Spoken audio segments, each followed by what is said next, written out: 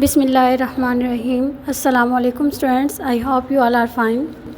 As you know that we are studying the chapter number 14, Environmental Chemistry 1, the atmosphere, and we have completed the topics composition of atmosphere, layers of atmosphere, air pollutants, acid rain and its effects. Student, today we will be study about ozone depletion and its effect. First of all, what is ozone? Ozone is an allotropic form of oxygen which consists of 3 oxygen atom. Student, जब एक ही atom एक या एक से ज़्यादा अशकाल या forms में पाया जाए उसे हम एलोट्रॉप्स कहते हैं, और इसी तरह ओजोन भी ऑक्सीजन का एलोट्रॉप है। स्टूडेंट, ओजोन मॉलिक्यूल एटमॉस्फेयर में स्ट्रेटोस्फेयर के दरमियानी हिस्से में एक ऑक्सीजन एटम और एक ऑक्सीजन मॉलिक्यूल के आपस में मिलने से बनती है। स्टूडेंट, ओजोन लेयर की बात की जाए तो ओजोन पूरे एटमॉस्फेयर में मौजूद है, लेकिन सबसे ज़्यादा जहाँ पे इसकी कंसंट्रेशन होती है उसको हम ओजोन लेयर बोलते हैं। जैसे कि आप ये ब्लू कलर का एरिया देख सकते हैं ज़मीन के गिर्द, जो कि अर्थ की सरफेस से 25 से 30 किलोमीटर हाइट पर स्ट्रेटोस्फेयर रीजन में मौजूद है। ये लेयर अर्थ को घिरे हुए है और ज़मीन को सूरज से आने वाली डेंजरस अल्ट्रावायलेट रेडिएशन से बचाती है। इसीलिए स्ट्रेटोस्फेयर में मौजूद ओजोन लेयर की वजह से अर्थ पर लाइफ पॉसिबल है।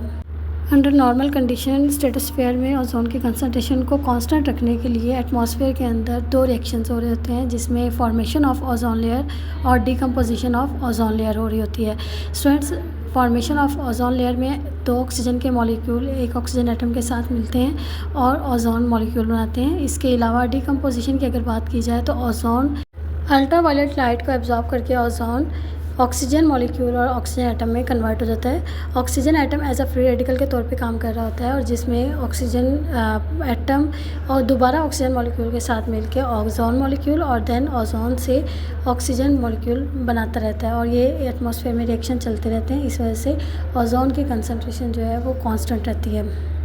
स्टूडेंट, जैसा कि हम जानते हैं कि ओजोन लेयर हमारे लिए बहुत ही बेनिफिशियल है, लेकिन ह्यूमन एक्टिविटीज़ की वजह से ओजोन लेयर डिस्ट्रॉय हो रही है, और इसकी सबसे बड़ी वजह क्लोरोफ्लोरोकार्बन्स हैं, जो कि एयर कंडीशनर्स और रेफ्रिजरेटर्स की वजह से क्रिएट होते हैं। स्टूडेंट, यहाँ पे आपको एक क्वेश्चन आ सकता है, how do chlorofluorocarbons cause depletion of the ozone layer.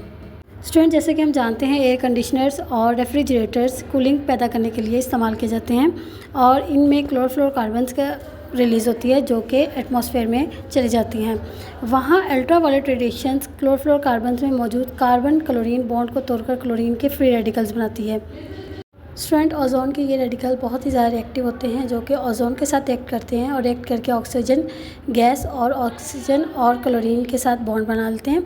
Oxygen chloride का जो बॉन्ड होता है ये आपस में टूटता है, क्योंकि ये अनस्टेबल बॉन्ड होता है, और ऑक्सीजन का फ्री रेडिकल और क्लोरीन का फ्री रेडिकल बन जाता है। ऑक्सीजन के फ्री रेडिकल आपस में मिलकर ज़्यादा से ज़्यादा ऑक्सीजन गैस बनाते हैं, जिसकी वजह से ओजोन होल बन जाता है।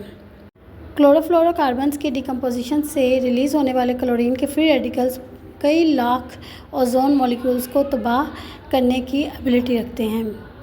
वो रीजन जहाँ ओजोन ख़त्म हो जाती है उसे हम ओजोन होल का नाम देते हैं, और सबसे पहले 1980 में अंटार्कटिका में ओजोन होल की मौजूदगी का पता चला।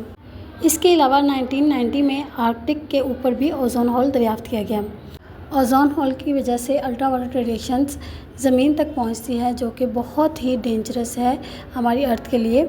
Next topic is effects of ozone depletion. Students, ozone के ख़ात्मे की वजह से बहुत से असरात पैदा हो रहे हैं। ओजोन की डिप्लीशन की वजह से अल्ट्रावायलेट रेडिएशंस को ज़मीन तक पहुंचने के काबिल बनाती है, जो कि इंसानों और जानवरों में जल्द के कैंसर का सबब बनती है। ओजोन लेयर में कमी से बहुत सी बीमारियां जैसा कि मलेरिया में इजाफा हो रहा है। इसके अलावा पौधों की लाइफ साइकिल को तब्दील करके फूड चेन को डिस्ट्रॉय कर रही है। It can change the wind patterns, जिसकी वजह से पूरी दुनिया में क्लाइमेटिक चेंज आएगा, और इसकी सबसे बड़ी जो इफेक्टेड एरियाज़ हैं उसमें एशिया और पैसिफिक है। The next one is incineration of waste material causes air pollution. First of all, incineration एक वेस्ट ट्रीटमेंट प्रोसेस है जिसमें हम सॉलिड वेस्ट मटेरियल को at high temperature, for example 650 to 1100 degree Celsius पर भट्टी के अंदर गर्म किया जाता है, और इस अमल को इंसिनरेशन कहते हैं। Incinerators reduce the solid mass of original waste by 80 to 85% and convert this waste material into ash, flue gases and heat. ये सॉलिड वेस्ट मटेरियल के वॉल्यूम को कम कर देता है। इसके अलावा इंतहाई जहरीली गैसेस और जहरीली रॉक भी पैदा करता है। फ्लू गैसेस में dioxins, sulphur dioxide, carbon dioxide, carbon monoxide और हाइड्रोक्लोरिक एसिड शामिल होते हैं जो कि एयर पोल्यूटेंट का काम करते हैं। Student, today we have studied about the ozone depletion and its effect. I hope you understand and take care. Allah Hafiz.